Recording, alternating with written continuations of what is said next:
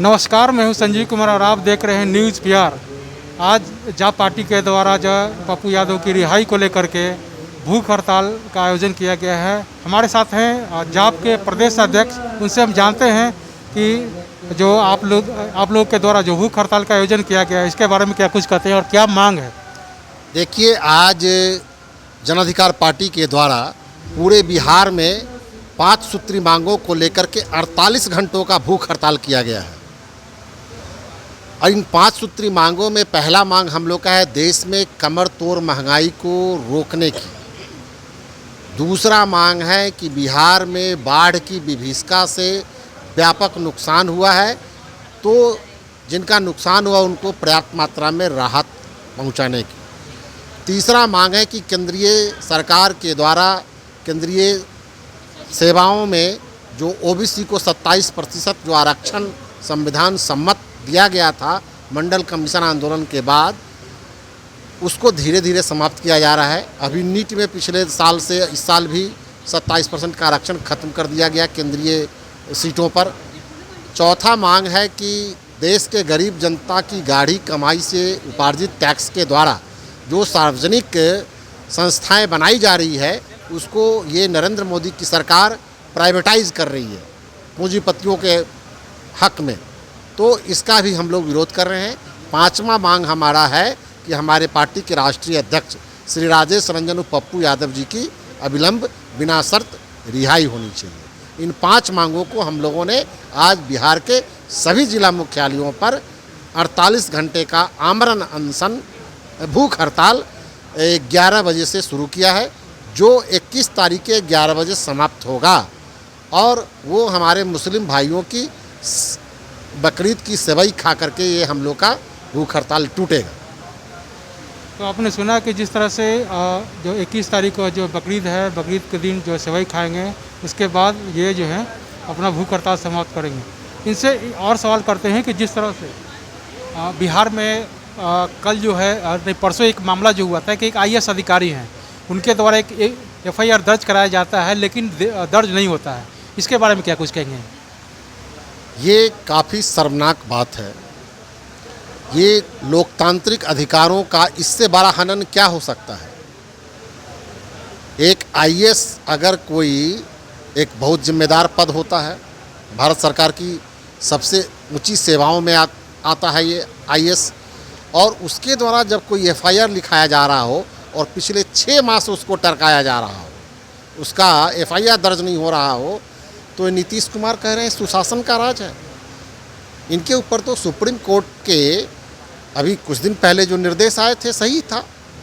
बिहार में कानून का राज नहीं है, यहाँ पुलिस का राज चल रहा है। और पुलिस का राज क्या है? पुलिस की गुंडागर्दी।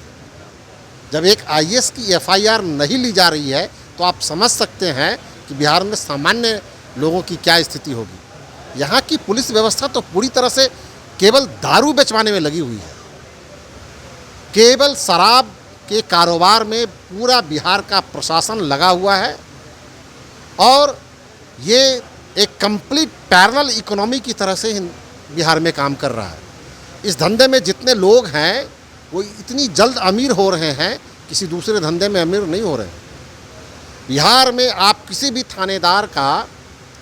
थानेदार का एकदम A to Z किसी को उठा लीजिए और उनके संपत्ति का जांच करवाइए और देखिए कि 6 साल में उनकी संपत्ति कितनी बढ़ी है।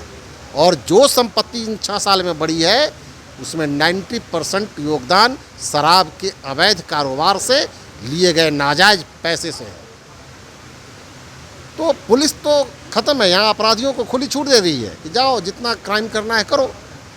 बिहार की जनता तो बिल्कुल भगवान भरोसे है। यहाँ तो सरकार नाम की कोई चीज़ नहीं है। मैं ये नहीं कह रहा, ये तो सुप्रीम कोर्ट कह रहा है। और ये चीज़ भारत के महामहिम राष्ट्रपति को सोचना चाहिए। ये चीज़ बिहार के महामहिम राज्यपाल को सोचना चाहिए कि सुप्रीम कोर्ट का जो डायरेक्टिव्स है, ये संज्ञान लेने का विषय है। इस राज्य में संवैधानिक मान्यताओं की धज्जियां उड़ाई जा रही हो, जहां लोकतंत्र खतरे में हो, तो राष्ट्रपति क्या कर रहे हैं, राज्यपाल क्या कर रहे हैं। सुप्रीम कोर्ट के गाइडलाइन पर, उनके डायरेक्टिव्स पर उनको स्टेप लेना चाहिए।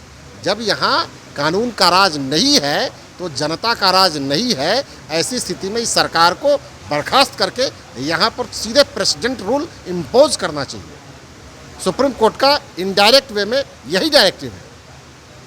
एक आपसे सवाल है कि जिस तरह से बिहार सरकार के द्वारा जनता जो दरबार है, जनता दरबार जो लगाया जा रहा है, इसमें कितनी सच्चाई है? क्या जनता दरबार से लोगों को कुछ लाभ मिल पाएगा?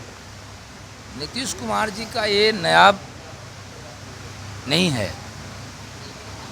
सत्ता में दूसरे चरण से जब आए तो उन्हें जनता को दरबार लगाया, राजा हैं ये। जनता के द्वार क्यों नहीं जाते हैं कि अपने दरबार लगाते हैं? इनकी हिम्मत है तो जनता के द्वार जाएं और वहाँ समस्या देखें। हवाई सर्वेक्षण से काम नहीं चलेगा। आपने देखा होगा हर तरह के चैनलों, आपके चैनलों से लेकर के देश के हर खबरों में कि कैसे दूधमुहे बच्चे को माँ गले तक पानी में बचा करके हाथों से ला रही है। कहाँ है एनडीआरएफ?